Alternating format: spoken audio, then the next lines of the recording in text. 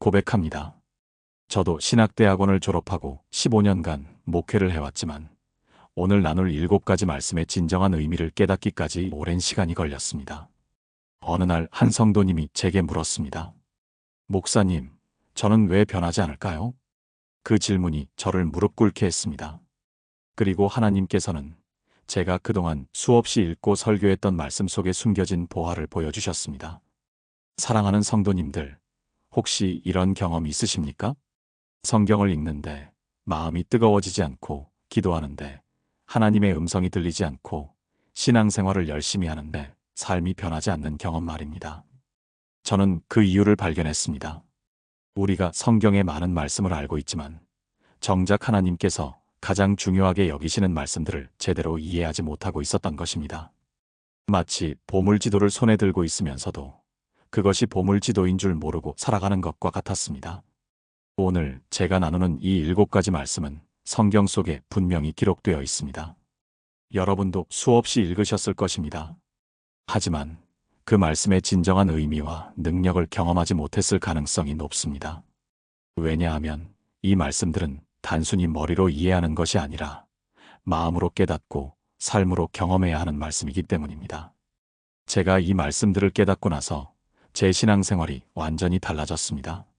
기도할 때 하나님의 임재를 더 깊이 경험하게 되었고, 말씀을 읽을 때 성령님께서 직접 가르쳐 주시는 것을 느끼게 되었으며, 일상의 작은 순간들 속에서도 하나님의 인도하심을 분명히 알게 되었습니다. 그리고 무엇보다 제 삶이 변화되기 시작했습니다. 믿음의 가족들이여, 오늘 이 시간이 여러분의 신앙생활의 전환점이 되기를 간절히 소망합니다. 이 7가지 말씀을 통해 여러분도 저와 같은 놀라운 변화를 경험하시게 될 것입니다. 지금부터 하나씩 함께 발견해 보시겠습니까? 많은 기독교인들이 하나님을 멀리 계신 분으로 생각합니다. 하늘 저 높은 곳에서 우리를 내려다보시는 분, 우리가 열심히 기도해야만 겨우 들으실 수 있는 분으로 여깁니다. 그래서 기도할 때마다 마치 우주 저편에 계신 하나님께 신호를 보내듯이 큰 소리로 애써 부르짖곤 합니다. 하지만 성경은 전혀 다르게 말씀하십니다. 사도행전 17장 27절에서 28절은 이렇게 선포합니다. 너희는 사람으로 혹 하나님을 더듬어 찾아 발견하게 하려 하심이로되 그는 우리 각 사람에게서 멀리 계시지 아니하도다. 우리가 그를 힘입어 살며 기동하며 존재하느니라. 이 말씀을 처음 깊이 묵상했을 때 제 눈에서 눈물이 흘러내렸습니다. 하나님께서는 우리에게서 멀리 계시지 않으십니다. 오히려 우리가 숨쉬는 바로 이 순간에도 우리와 함께 계십니다. 바울 사도는 우리가 그를 힘입어 살며 기동하며 존재한다고 말했습니다. 이것이 무슨 의미입니까? 우리의 모든 호흡, 모든 움직임, 우리의 존재 자체가 하나님 안에서 이루어지고 있다는 뜻입니다. 우리는 하나님 밖에서 단 1초도 살 수 없습니다. 물고기가 물 밖에서 살 수 없듯이 우리도 하나님 밖에서는 존재할 수 없습니다. 당시 아테네 사람들은 수많은 신들을 섬기며 살았습니다. 그들은 심지어 알지 못하는 신에게라는 제단까지 만들었습니다. 혹시 자신들이 모르는 신이 있어서 재앙을 받을까 두려워했기 때문입니다. 그들에게 신은 멀리 있고 까다롭고 화를 잘 내는 존재였습니다. 하지만 바울은 그들에게 전혀 다른 하나님을 소개했습니다. 우리와 함께 계시고 우리를 사랑하시고 우리가 그분을 찾기를 원하시는 하나님을요. 그렇다면 이것을 우리의 삶에 어떻게 적용할 수 있을까요? 첫째, 기도할 때 더 이상 하나님을 멀리서 찾지 마십시오. 그분은 바로 지금 여러분 곁에 계십니다. 큰 소리로 외칠 필요도 없습니다. 속삭이듯 조용히 기도해도 하나님은 모두 들으십니다. 둘째, 일상의 모든 순간에 하나님의 임재를 의식하며 사십시오. 아침에 눈을 뜰 때 하나님, 오늘도 저와 함께 계시니 감사합니다라고 고백하십시오. 밥을 먹을 때, 일할 때, 쉴 때, 모든 순간에 하나님께서 함께 하심을 기억하십시오. 셋째, 어려운 상황에서도 두려워하지 마십시오. 하나님은 그 순간에도 여러분과 함께 계십니다. 제가 목회하면서 만난 한 집사님의 이야기를 나누고 싶습니다. 그분은 60대 후반의 여집사님이셨는데 갑자기 남편이 쓰러져 중환자실에 입원하게 되었습니다. 의사는 희망이 없다고 했습니다. 그 집사님은 병원 복도에서 하염없이 눈물을 흘리며 기도했습니다. 처음에는 하나님, 어디 계십니까? 왜 저희를 이렇게 버려두십니까? 라고 절규했습니다. 하지만 그때 이 말씀이 떠올랐습니다. 그는 우리 각 사람에게서 멀리 계시지 아니하도다. 그 순간 집사님은 깨달았습니다. 하나님은 중환자실 안에도 계시고 자신의 마음속에도 계시고 바로 그 복도에도 계신다는 것을요. 그분은 기도의 내용을 바꾸었습니다. 하나님, 제가 이제 알았습니다. 하나님은 저와 함께 계십니다. 제 남편과도 함께 계십니다. 이 상황 속에서도 하나님의 선하신 뜻이 이루어지기를 원합니다. 놀랍게도 그날 밤 남편의 상태가 호전되기 시작했고 한 달 후 완쾌되어 퇴원했습니다. 하지만 더 중요한 것은 그 집사님의 신앙이 완전히 달라졌다는 것입니다. 이제 그분은 어떤 상황에서도 하나님이 함께하심을 확신하며 살아갑니다. 하나님의 자녀 여러분, 이것을 기억하십시오. 하나님은 여러분이 생각하는 것보다 훨씬 더 가까이 계십니다. 여러분이 숨 쉬는 이 순간에도, 이 말씀을 듣는 지금, 이 시간에도 하나님은 여러분과 함께 계십니다. 이 진리를 깨달을 때 여러분의 기도가 달라질 것이고 신앙생활이 달라질 것이며 삶 자체가 달라질 것입니다. 이제 두 번째 숨겨진 말씀으로 함께 넘어가 보겠습니다. 이 말씀을 처음 들으면 많은 분들이 당황하십니다. 목사님, 그게 무슨 말씀이십니까? 하나님께서 우리의 연약함을 기뻐하신다고요? 네, 맞습니다. 하지만 오해하지 마십시오. 하나님께서 우리가 죄를 짓는 것을 기뻐하신다는 뜻이 아닙니다. 우리가 우리의 연약함을 인정하고 하나님께 의지할 때 그것을 기뻐하신다는 의미입니다. 고린도후서 12장 9절에서 10절은 이렇게 말씀합니다. 내가 내게 이르노니 내 은혜가 내게 족하도다. 이는 내 능력이 약한 데서 온전하여짐이라 하신지라. 그러므로 도리어 크게 기뻐함으로 나의 여러 약한 것들에 대하여 자랑하리니 이는 그리스도의 능력이 내게 머물게 하려 함이라. 그러므로 내가 그리스도를 위하여 약한 것들과 능욕과 궁핍과 박해와 곤고를 기뻐하노니 이는 내가 약한 그때의 강함이라. 이 말씀은 사도 바울의 고백입니다. 바울은 자신에게 있는 육체의 가시 때문에 3번이나 하나님께 기도했습니다. 그것을 제거해달라고 간구했습니다. 하지만 하나님의 응답은 뜻밖이었습니다. 내 은혜가 내게 족하다. 내 능력은 약한 데서 온전해진다. 처음에 바울도 이 응답을 이해하지 못했을 것입니다. 하지만 시간이 지나면서 그는 깊은 진리를 깨달았습니다. 자신의 연약함이 하나님의 능력이 드러나는 통로가 된다는 것을요. 우리 대부분은 강해지려고 애씁니다. 실수하지 않으려고, 완벽해지려고, 남에게 약한 모습을 보이지 않으려고 노력합니다. 신앙생활도 마찬가지입니다. 하나님 앞에서조차 우리는 강한 모습을 보이려고 합니다. 하나님, 저는 괜찮습니다. 제가 열심히 하겠습니다. 하지만 하나님께서는 우리의 그런 모습을 원하지 않으십니다. 오히려 우리가 하나님, 저는 약합니다. 저는 할 수 없습니다. 하나님이 하셔야 합니다라고 고백할 때 기뻐하십니다. 왜냐하면 그때 하나님의 능력이 우리를 통해 온전히 나타날 수 있기 때문입니다. 당시 고린도 교회는 능력과 은사를 자랑하는 문화가 있었습니다. 누가 더 강한 믿음을 가졌는지, 누가 더 많은 기적을 행하는지 경쟁했습니다. 그런 분위기 속에서 바울은 완전히 다른 메시지를 전했습니다. 나는 나의 약함을 자랑한다. 이것은 당시로서는 충격적인 선언이었습니다. 하지만 바울은 이것이 복음의 핵심이라는 것을 알았습니다. 그렇다면 우리는 이것을 어떻게 적용할 수 있을까요? 첫째, 여러분의 연약함을 숨기지 마십시오. 하나님 앞에서 솔직해지십시오. 하나님, 저는 이것이 두렵습니다. 저는 이것을 할 수 없습니다. 도와주세요. 이렇게 기도하는 것이 믿음이 없는 것이 아닙니다. 오히려 이것이 진정한 믿음입니다. 둘째, 다른 사람들에게도 여러분의 약함을 나누십시오. 물론 지혜롭게 해야 합니다. 하지만 신앙 공동체 안에서는 서로의 연약함을 나누고 기도해 주어야 합니다. 그것이 진정한 교제입니다. 셋째, 여러분의 약한 부분이 하나님의 능력이 드러나는 통로가 될 것을 기대하십시오. 하나님은 우리의 강한 부분이 아니라 약한 부분을 통해 일하십니다. 제가 알고 있는 한 권사님의 이야기입니다. 그분은 평생 극심한 우울증으로 고생하셨습니다. 약을 먹어도 상담을 받아도 나아지지 않았습니다. 어떤 날은 침대에서 일어나는 것조차 힘들었습니다. 그분은 자신의 이런 모습을 너무나 부끄러워했습니다. 교회에서도 항상 웃는 얼굴로 은혜 받았습니다 라고 말했지만 집에 돌아오면 혼자 울곤 했습니다. 어느 날 그분은 더 이상 견딜 수 없어서 속회 모임에서 자신의 진짜 모습을 고백했습니다. 저는 우울증 때문에 너무 힘듭니다. 하나님이 멀게만 느껴집니다. 기도해 주세요. 그 순간 놀라운 일이 일어났습니다. 다른 성도들도 하나하나 자신의 아픔을 나누기 시작했습니다. 누구는 불면증으로 고생하고, 누구는 자녀 문제로 괴로워하고, 누구는 경제적 어려움으로 힘들어하고 있었습니다. 그날 밤, 그 속회 모임은 서로의 연약함을 나누고 함께 울고 기도하는 시간이 되었습니다. 그리고 그때부터 그 권사님의 우울증이 조금씩 나아지기 시작했습니다.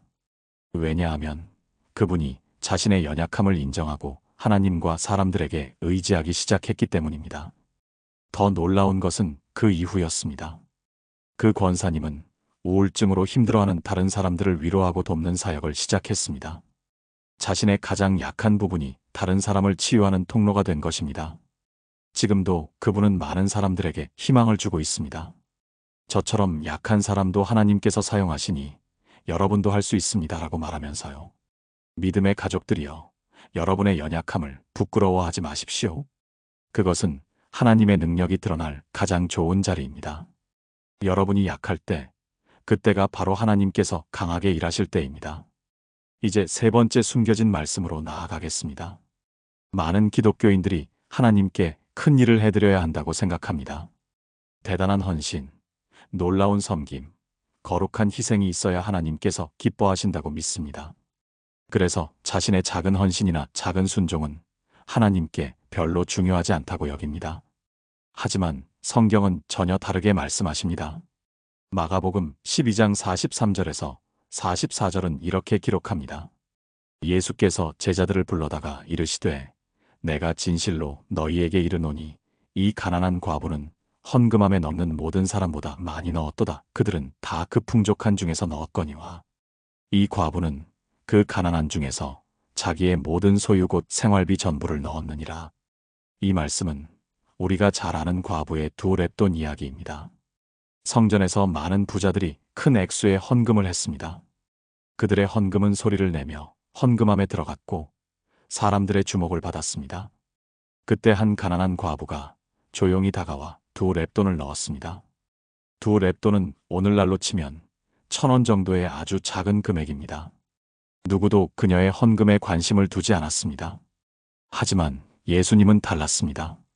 예수님은 제자들을 부르셔서 그 과부를 가리키며 말씀하셨습니다. 이 과부가 모든 사람보다 많이 넣었다. 제자들은 이해하지 못했을 것입니다. 1,000원이 어떻게 수백만 원보다 많을 수 있습니까? 하지만 예수님은 금액이 아니라 마음을 보셨습니다. 부자들은 그들의 풍족한 중에서 넣었지만 과부는 자신의 생활비 전부를 드렸습니다. 그것은 작은 금액이었지만 그녀가 드릴 수 있는 모든 것이었습니다. 당시 사회에서 과부는 가장 약한 계층이었습니다. 남편도 없고 수입도 없고 사회적 보호도 받지 못했습니다. 그런 과부가 자신의 마지막 생활비를 하나님께 드린 것입니다. 그것은 엄청난 믿음의 행동이었습니다. 예수님은 바로 그 마음을 보시고 칭찬하신 것입니다. 그렇다면 이것을 우리의 삶에 어떻게 적용할 수 있을까요? 첫째, 여러분의 작은 순종을 무시하지 마십시오. 하나님께 드리는 작은 기도, 작은 헌금, 작은 섬김, 작은 선행이 하나님께는 너무나 귀합니다. 둘째, 다른 사람과 비교하지 마십시오. 누군가는 큰 일을 할 수 있고 여러분은 작은 일만 할 수 있을지 모릅니다. 하지만 하나님은 결과가 아니라 마음을 보십니다. 셋째, 여러분이 할 수 있는 것을 최선을 다해 하십시오. 비록 작아 보여도 그것이 여러분이 드릴 수 있는 전부라면 하나님께는 가장 큰 것입니다. 제가 섬기는 교회의 한 집사님이 계십니다. 그분은 몸이 불편하셔서 교회 봉사를 거의 할 수 없습니다. 주일에 교회에 오시는 것조차 힘든 상황입니다. 다른 집사님들은 주방에서 봉사하고 주차 봉사하고 찬양대에서 섬기는데 그분은 그저 자리에 앉아 계실 뿐입니다. 어느 날 그 집사님이 제게 말씀하셨습니다. 목사님, 저는 아무것도 할 수 없어서 너무 죄송합니다. 다른 분들은 다 섬기는데 저만 섬김을 받기만 하네요. 그분의 눈에는 눈물이 가득했습니다. 저는 그분의 손을 잡고 말씀드렸습니다. 집사님 아닙니다. 집사님은 이미 충분히 하고 계십니다. 그분은 이해하지 못하는 표정이었습니다. 저는 계속 말했습니다. 집사님이 힘든 몸을 이끌고 매주 교회에 나오시는 것, 그것이 얼마나 큰 헌신인지 아십니까? 집사님이 앞자리에 앉아서 설교를 들으실 때 저는 힘을 얻습니다. 집사님이 아멘으로 화답하실 때 저는 하나님께서 함께 하심을 느낍니다. 그 후로 그 집사님의 표정이 달라졌습니다. 이제 그분은 비록 몸은 불편하지만 교회에 나오는 것만으로도 하나님을 섬기고 있다는 것을 아십니다. 그리고 놀랍게도 그분의 자리는 항상 기도의 자리가 되었습니다. 예배 전에 일찍 오셔서 교회와 목사와 성도들을 위해 기도하십니다. 예배 후에도 남아서 기도하십니다. 그분은 몸으로는 많은 것을 할 수 없지만 기도로 교회를 섬기고 계십니다. 지금 많은 성도들이 그분을 교회의 기도 용사로 존경합니다. 하나님의 자녀들이여, 여러분이 할 수 있는 것이 작아 보여도 괜찮습니다. 하나님은 그것을 귀하게 여기십니다. 여러분의 작은 기도, 작은 헌금, 작은 섬김이 하나님 나라에서는 크게 쓰임받습니다. 비교하지 마시고 여러분이 드릴 수 있는 최선을 드리십시오. 이제 네 번째 숨겨진 말씀으로 함께 나아가겠습니다. 많은 기독교인들이 자신의 과거 때문에 고통받습니다. 과거의 실수, 과거의 죄, 과거의 상처가 현재의 삶을 짓누릅니다. 나는 그런 잘못을 저질렀기 때문에 하나님께 쓰임받을 수 없어. 나는 그런 과거가 있기 때문에 하나님의 사랑을 받을 자격이 없어. 이렇게 생각하며 살아갑니다. 하지만 성경은 놀라운 진리를 말씀하십니다. 예레미야 29장 11절은 이렇게 선포합니다. 여호와의 말씀이니라. 너희를 향한 나의 생각을 내가 아나니 평안이요 재앙이 아니니라. 너희에게 미래와 희망을 주는 것이니라. 이 말씀은 바벨론의 포로로 잡혀간 이스라엘 백성들에게 주신 말씀입니다. 그들은 자신들의 죄 때문에 나라를 잃고 포로가 되었습니다. 예루살렘 성전은 파괴되었고 고향은 황폐해졌습니다. 그들은 절망 속에서 살았습니다. 우리는 하나님께 버림받았다. 우리의 미래는 없다. 이것이 그들의 생각이었습니다. 하지만 하나님의 생각은 달랐습니다. 하나님은 그들의 과거가 아니라 미래를 보고 계셨습니다. 내가 너희를 향한 나의 계획을 안다. 그것은 재앙이 아니라 평안이다. 너희에게 미래와 희망을 주는 것이다. 이 말씀이 얼마나 놀랍습니까? 하나님은 그들의 죄와 실패를 알고 계셨지만 그것으로 그들을 규정하지 않으셨습니다. 오히려 그들에게 새로운 미래와 희망을 약속하셨습니다. 당시 바벨론 포로 생활은 이스라엘 역사상 가장 암울한 시기였습니다. 70년 동안 고향을 떠나 이방 땅에서 살아야 했습니다. 많은 사람들이 이제 끝났다. 우리는 다시 회복될 수 없다고 생각했습니다. 하지만 하나님은 그 절망의 한가운데서 희망의 메시지를 주셨습니다. 예레미야 선지자를 통해 너희에게 미래와 희망이 있다고 선포하신 것입니다. 그리고 실제로 70년 후 그들은 예루살렘으로 돌아가 성전을 재건했습니다. 그렇다면 우리는 이 말씀을 어떻게 적용할 수 있을까요? 첫째, 여러분의 과거가 여러분을 규정하지 않습니다. 과거에 어떤 실수를 했든, 어떤 죄를 지었든 그것이 여러분의 전부가 아닙니다. 하나님은 여러분을 과거로 보지 않으시고 미래로 보십니다. 둘째, 하나님께서는 여러분에게 새로운 시작을 주실 수 있습니다. 아무리 망가진 것처럼 보여도 하나님은 다시 회복시키실 수 있습니다.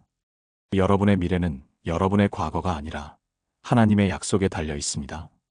셋째, 절망의 순간에도 희망을 붙드십시오. 지금이 아무리 어둡고 힘들어도 하나님은 여러분을 위한 좋은 계획을 가지고 계십니다. 그 계획은 재앙이 아니라 평안이며 절망이 아니라 희망입니다. 제가 상담했던 한 청년의 이야기를 나누고 싶습니다.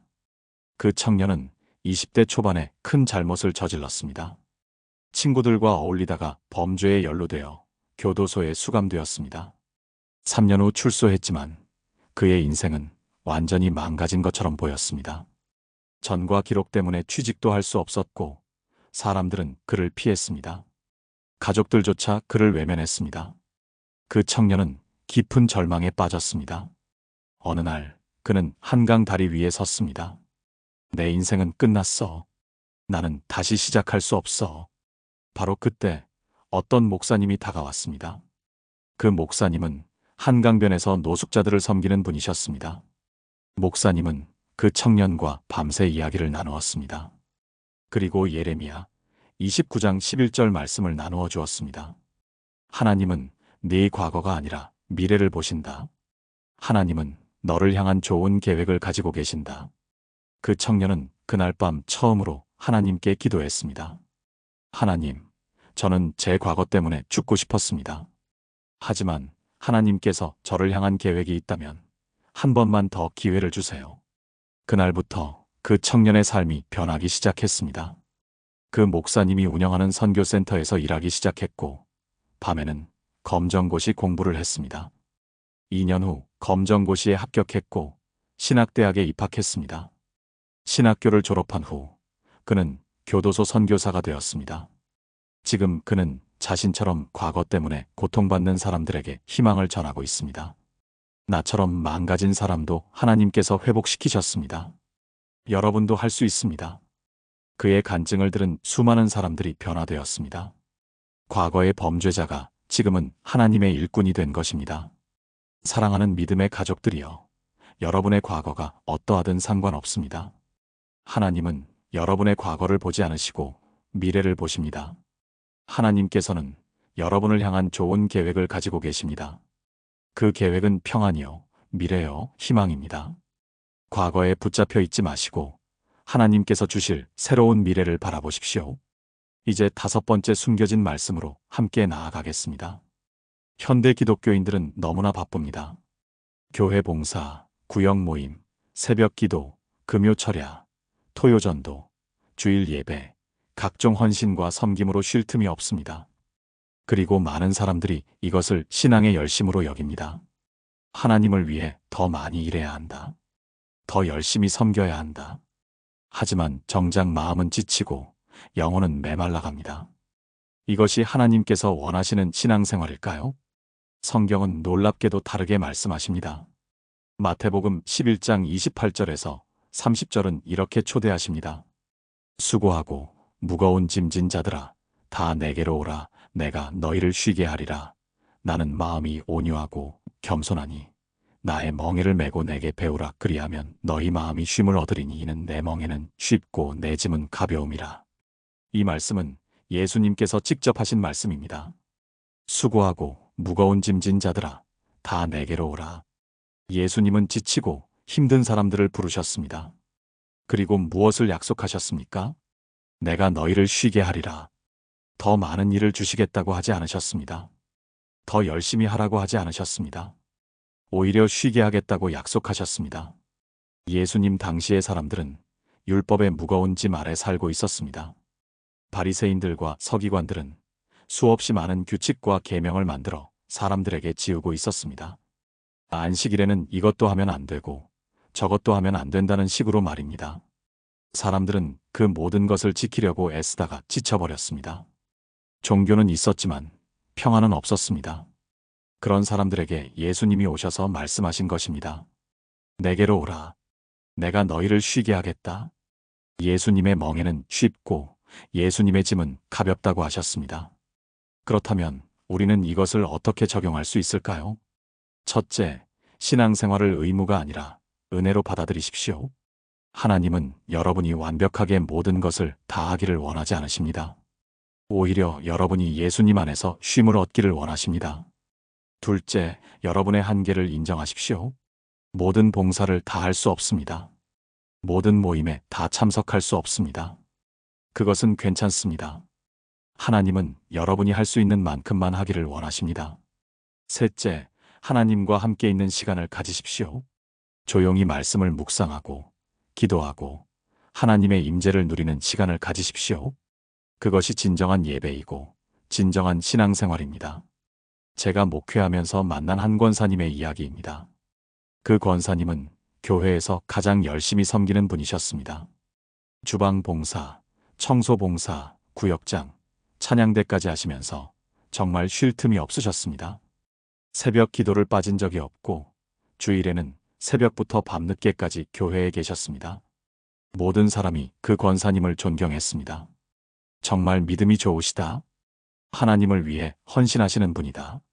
하지만 어느 날 그 권사님이 쓰러지셨습니다. 과로로 인한 탈진이었습니다. 병원에 입원하신 그 권사님은 제게 고백하셨습니다. 목사님, 솔직히 말씀드리면 저는 오랫동안 하나님의 임재를 느끼지 못했습니다. 교회 일은 열심히 했지만 정작 하나님과의 교제는 없었습니다. 기도는 했지만 형식적이었고 말씀을 읽었지만 마음에 와닿지 않았습니다. 그 권사님의 눈에서 눈물이 흘러내렸습니다. 저는 제가 열심히 일하면 하나님께서 기뻐하실 거라고 생각했습니다. 그런데 이제 깨달았습니다. 하나님은 제 일보다 저를 원하셨다는 것을요. 그 후 그 권사님은 많은 것을 내려놓으셨습니다. 주방 봉사와 청소 봉사는 다른 분들에게 맡기고 구역장도 사임하셨습니다. 대신 매일 아침 조용히 하나님과 교제하는 시간을 가지기 시작하셨습니다. 말씀을 천천히 묵상하고 하나님께 자신의 마음을 솔직히 나누고 하나님의 음성을 듣는 시간을 가지셨습니다. 놀랍게도 그때부터 그 권사님의 얼굴이 달라지기 시작했습니다. 전에는 항상 바쁘고 피곤한 표정이었는데 이제는 평안하고 기쁜 얼굴이 되었습니다. 전에는 의무감으로 섬겼는데 이제는 사랑으로 섬기게 되었습니다. 그 권사님은 지금도 교회를 섬기고 계십니다. 하지만 전과는 다릅니다. 이제는 하나님과의 교제가 먼저이고 섬김은 그 교제에서 흘러나오는 것입니다. 하나님의 자녀들이여, 여러분은 지쳐있지 않습니까? 신앙생활이 의무처럼 느껴지지 않습니까? 예수님께서 오늘 여러분을 부르십니다. 수고하고 무거운 짐진 자들아, 다 내게로 오라. 내가 너희를 쉬게 하리라. 더 많이 일하려고 애쓰지 마십시오. 대신 예수님께로 나아가 쉼을 얻으십시오. 그 쉼 속에서 진정한 능력이 나오고 진정한 섬김이 나옵니다. 이제 6번째 숨겨진 말씀으로 함께 나아가겠습니다. 많은 기독교인들이 기도를 하나님께 무언가를 요청하는 시간으로만 생각합니다. 하나님, 이것을 주세요. 저것을 해주세요. 이 문제를 해결해 주세요. 물론 이런 기도도 중요합니다. 하나님께서는 우리의 필요를 들어주시기를 원하십니다. 하지만 하나님께서 정말로 원하시는 것은 그것보다 더 깊은 것입니다. 요한복음 15장 15절은 이렇게 말씀하십니다. 이제부터는 너희를 종이라 하지 아니하리니 종은 주인이 하는 것을 알지 못함이라. 너희를 친구라 하였노니 내가 내 아버지께 들은 것을 다 너희에게 알게 하였음이라. 예수님께서 제자들에게 하신 말씀입니다. 너희를 친구라 하였노니. 이 말씀이 얼마나 놀랍습니까? 전능하신 하나님, 창조주 하나님께서 우리를 친구라고 부르십니다. 종이 아니라 친구입니다. 종과 친구의 차이가 무엇입니까? 종은 주인의 명령을 따르고 일을 하고 보상을 받습니다. 하지만 친구는 다릅니다. 친구는 함께 시간을 보내고 마음을 나누고 서로를 이해합니다. 하나님께서는 우리와 그런 관계를 원하십니다. 당시 유대 사회에서는 하나님을 매우 거룩하고 두려운 존재로 여겼습니다. 하나님의 이름조차 함부로 부르지 못했습니다. 하나님은 멀리 계신 분, 접근할 수 없는 분으로 생각되었습니다. 그런데 예수님께서 오셔서 완전히 새로운 관계를 제시하신 것입니다. 하나님은 우리의 친구가 되기를 원하신다고 말입니다. 물론 하나님은 여전히 거룩하시고 영광스러운 분이십니다. 하지만 동시에 우리와 친밀한 관계를 맺기 원하시는 분이기도 합니다. 그렇다면 이것을 우리의 기도 생활에 어떻게 적용할 수 있을까요? 첫째, 기도를 단순한 요청의 시간이 아니라 하나님과의 교제 시간으로 바꾸십시오. 물론 우리의 필요를 아뢰는 것도 중요합니다. 하지만 그것만이 전부가 되어서는 안 됩니다.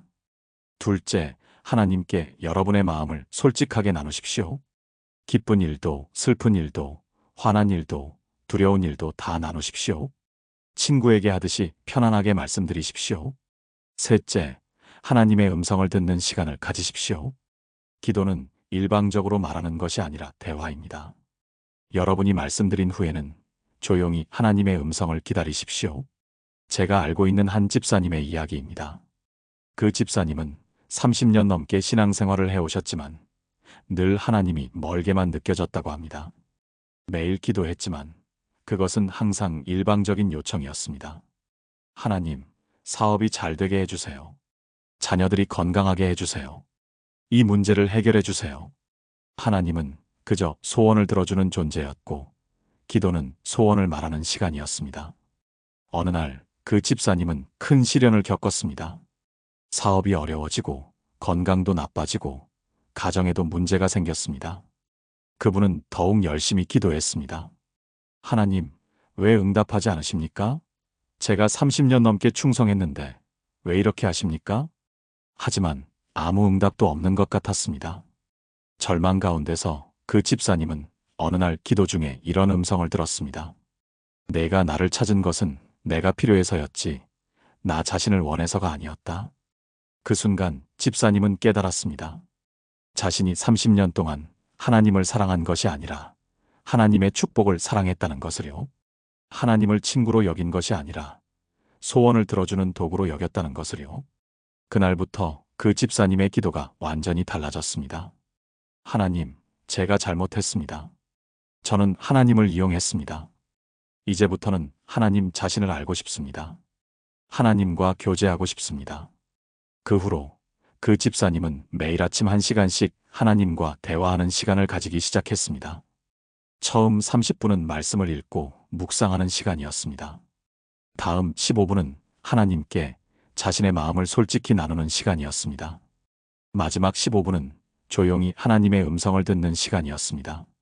놀랍게도 그때부터 그 집사님은 하나님의 임재를 경험하기 시작했습니다. 말씀을 읽을 때 하나님께서 직접 말씀하시는 것을 느꼈습니다. 기도할 때 하나님의 평안이 마음에 임했습니다. 그리고 일상 속에서도 하나님의 인도하심을 분명히 알게 되었습니다. 신기한 것은 상황은 크게 변하지 않았다는 것입니다. 사업은 여전히 어려웠고 건강도 완전히 회복되지 않았고 가정 문제도 여전히 있었습니다. 하지만 그 집사님의 마음은 평안했습니다. 왜냐하면 이제 그분은 하나님을 알게 되었고 하나님과 동행하게 되었기 때문입니다. 그리고 시간이 지나면서 하나하나 문제들이 해결되기 시작했습니다. 지금 그 집사님은 많은 사람들에게 이렇게 말씀하십니다. 하나님은 여러분의 필요를 채워주시는 분이시기도 하지만 그보다 더 중요한 것은 하나님 자신입니다. 하나님을 아는 것, 하나님과 교제하는 것, 그것이 가장 큰 축복입니다. 사랑하는 성도님들이여, 여러분의 기도는 어떠합니까? 하나님께 필요한 것만 요청하고 있지는 않습니까? 오늘부터 기도의 초점을 바꾸어 보십시오. 필요의 해결보다 하나님과의 관계를 먼저 구하십시오. 하나님을 친구로 대하십시오. 그분께 마음을 열고 솔직하게 나누고 그분의 음성을 듣는 시간을 가지십시오. 그럴 때 여러분은 진정한 기도의 능력을 경험하게 될 것입니다. 이제 마지막 7번째 숨겨진 말씀으로 함께 나아가겠습니다. 많은 기독교인들이 기적을 기다립니다. 병이 순간적으로 낫는 기적, 경제적 어려움이 단번에 해결되는 기적, 불가능한 일이 가능해지는 기적을 바랍니다. 물론 하나님께서는 이런 기적들도 행하십니다. 하지만 성경이 말하는 하나님의 가장 큰 기적은 따로 있습니다. 고린도후서 5장 17절은 이렇게 선포합니다. 그런즉 누구든지 그리스도 안에 있으면 새로운 피조물이라 이전 것은 지나갔으니 보라 새 것이 되었도다. 새로운 피조물이 된다는 것입니다. 이것이 하나님의 가장 큰 기적입니다. 병 고침도 놀라운 일이지만 사람의 마음이 변화되는 것은 더 놀라운 일입니다. 경제적 축복도 감사한 일이지만 사람의 성품이 변화되는 것은 더 감사한 일입니다. 왜냐하면 외적인 기적은 일시적일 수 있지만 내적인 변화는 영원하기 때문입니다. 바울 사도는 고린도 교회에 이 편지를 쓸 때 그들의 변화된 모습을 보았습니다. 고린도 교회 성도들은 원래 매우 부도덕한 사람들이었습니다. 음행, 우상숭배, 간음, 탐욕, 술 취함 등 온갖 죄악 가운데 살았던 사람들이었습니다. 하지만 그들이 예수님을 만난 후 완전히 달라졌습니다. 전에는 음행하던 사람이 거룩하게 살게 되었고, 전에는 탐욕스럽던 사람이 관대하게 되었으며, 전에는 증오하던 사람이 사랑하게 되었습니다. 이것이 바로 새로운 피조물이 되는 것입니다. 바울은 이것을 보고 감탄하며 이전 것은 지나갔으니 보라 새 것이 되었도다라고 외쳤습니다. 그렇다면 우리는 이 말씀을 어떻게 적용할 수 있을까요? 첫째, 외적인 변화보다 내적인 변화를 구하십시오. 상황이 바뀌기를 기도하는 것도 좋지만 여러분 자신이 변화되기를 더 간절히 기도하십시오. 왜냐하면 여러분이 변하면 상황도 따라서 변하기 때문입니다. 둘째, 작은 변화를 무시하지 마십시오. 어떤 사람들은 극적인 변화를 기대하다가 작은 변화를 놓칩니다. 하지만 하나님의 변화는 대부분 점진적입니다. 매일 조금씩 예수님을 닮아가는 것, 그것이 진정한 변화입니다. 셋째, 여러분의 변화를 통해 다른 사람들에게 영향을 미치십시오. 여러분이 변화되면 그것을 본 사람들도 변화되기를 원하게 됩니다. 이것이 복음이 전파되는 가장 강력한 방법입니다. 제가 목회하면서 만난 한 권사님의 이야기를 나누겠습니다. 그 권사님은 평생 화를 참지 못하는 성격으로 고생하셨습니다. 가정에서도, 직장에서도, 심지어 교회에서도 자주 화를 내셨습니다. 작은 일에도 폭발하고 며칠씩 화를 품고 계셨습니다. 그분 자신도 이것 때문에 너무 괴로워하셨습니다. 하나님, 왜 저는 변하지 않습니까? 제가 얼마나 기도했습니까? 왜 제 성격은 그대로입니까? 수없이 회개하고 결단하고 다짐했지만 조금 지나면 다시 똑같이 돌아갔습니다. 그분은 절망했습니다. 나는 평생 이렇게 살 수밖에 없는가 보다. 그런데 어느 날 그 권사님이 암 진단을 받으셨습니다. 의사는 6개월 시한부라고 했습니다. 그 순간 그분은 깨달았습니다. 내가 평생 화내며 산 것이 무슨 의미가 있었나? 이제 6개월밖에 안 남았는데 남은 시간도 화내며 살 것인가? 그분은 무릎을 꿇고 하나님께 기도했습니다. 하나님, 제발 저를 변화시켜 주세요. 제 힘으로는 안 됩니다. 하나님이 하셔야 합니다. 남은 시간 동안 예수님을 닮고 싶습니다. 그날부터 그 권사님의 기도가 바뀌었습니다. 전에는 하나님, 병을 고쳐주세요 라고만 기도했습니다. 하지만 이제는 하나님, 저를 변화시켜 주세요. 제가 예수님처럼 사랑하고 용서하고 온유한 사람이 되게 해주세요라고 기도했습니다. 놀랍게도 변화가 일어나기 시작했습니다. 처음에는 작은 변화였습니다. 전에는 남편이 실수하면 바로 화를 냈는데 이제는 한 번 참게 되었습니다. 전에는 며칠씩 화를 품었는데 이제는 하루 만에 풀게 되었습니다. 그리고 시간이 지나면서 더 큰 변화가 일어났습니다. 화가 나려고 할 때 성령님께서 마음을 만져주시는 것을 경험했습니다. 이 사람도 나처럼 연약한 사람이다. 내가 용서받았듯이 이 사람도 용서하자. 이런 생각이 자연스럽게 떠올랐습니다. 6개월이 지나고 1년이 지나고 2년이 지났습니다. 의사들도 놀라워했습니다. 암이 더 이상 진행되지 않고 있었던 것입니다. 하지만 더 놀라운 것은 그 권사님의 변화였습니다. 전에 그분을 알던 사람들은 믿을 수 없다는 표정으로 말했습니다. 권사님, 완전히 다른 사람이 되셨네요. 어떻게 이렇게 온유하고 부드러워지셨어요? 그 권사님은 눈물을 흘리며 대답하셨습니다. 하나님께서 저를 변화시켜 주셨습니다. 제 힘으로는 평생 안 되던 것을 하나님께서 해주셨어요. 지금 그 권사님은 암도 완치되어 건강하게 지내고 계십니다. 하지만 그분이 가장 감사하는 것은 병이 나은 것이 아니라 자신이 변화된 것입니다. 목사님, 만약 암에 걸리지 않았다면 저는 평생 화내며 살았을 거예요. 암은 제게 저주가 아니라 축복이었습니다. 하나님께서 저를 변화시키시기 위해 허락하신 통로였어요. 그분은 지금 많은 사람들에게 간증하십니다.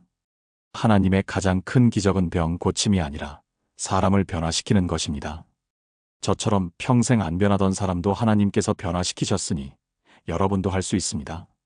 하나님의 자녀 여러분, 오늘 이 말씀을 기억하십시오.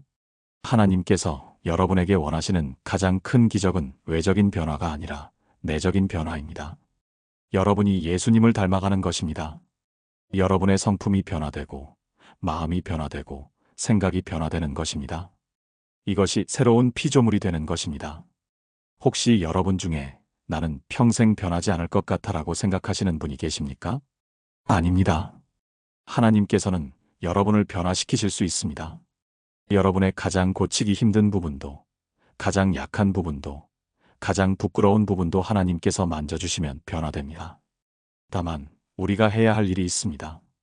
우리 자신의 힘으로 변하려고 애쓰는 것을 멈추고 하나님께 맡기는 것입니다. 하나님, 저는 할 수 없습니다.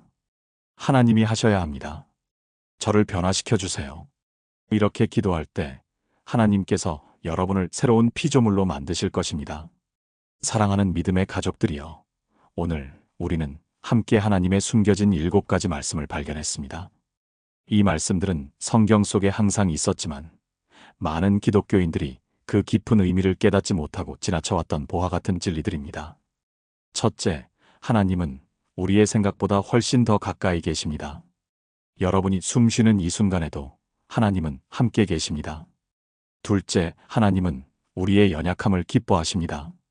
우리가 약할 때 하나님의 능력이 온전히 나타납니다. 셋째, 하나님은 우리의 작은 것도 귀하게 여기십니다. 여러분의 작은 헌신이 하나님께는 가장 큰 것입니다. 넷째, 하나님은 우리의 과거가 아니라 미래를 보십니다. 여러분의 과거가 무엇이든 하나님은 여러분에게 새로운 시작을 주십니다. 다섯째, 하나님은 우리가 쉬기를 원하십니다. 예수님께로 나아와 참된 쉼을 얻으십시오. 여섯째, 하나님은 우리의 기도보다 우리와의 관계를 원하십니다.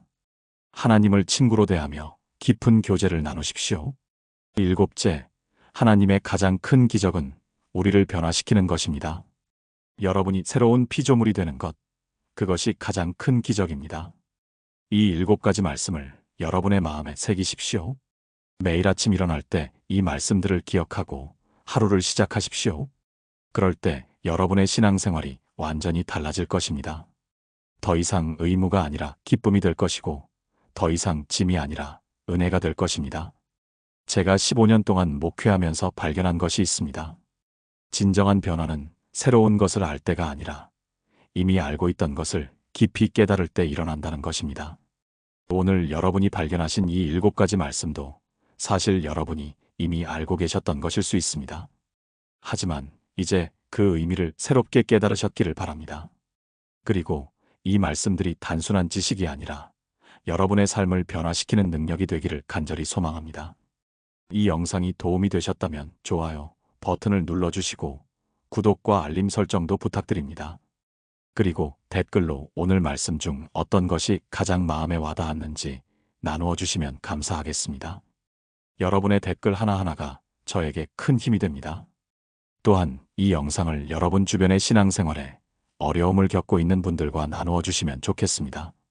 이 말씀을 통해 한 사람이라도 위로받고 희망을 얻고 변화된다면 그것이 제게 가장 큰 기쁨입니다. 사랑하는 하나님의 자녀들이여, 여러분을 축복합니다. 하나님께서 여러분과 항상 함께 하시기를 기도합니다. 여러분의 연약함을 통해 하나님의 능력이 나타나기를 기도합니다. 여러분의 작은 헌신을 하나님께서 크게 사용하시기를 기도합니다. 여러분의 과거를 뛰어넘어 새로운 미래를 경험하시기를 기도합니다. 예수님 안에서 참된 쉼을 누리시기를 기도합니다. 하나님과 깊은 교제를 나누시기를 기도합니다. 그리고 날마다 새로운 피조물로 변화되어 가시기를 기도합니다. 주님의 이름으로 축복합니다. 평안히 가십시오. 그리고 이번 주도 하나님의 은혜 가운데 승리하시기를 바랍니다. 감사합니다.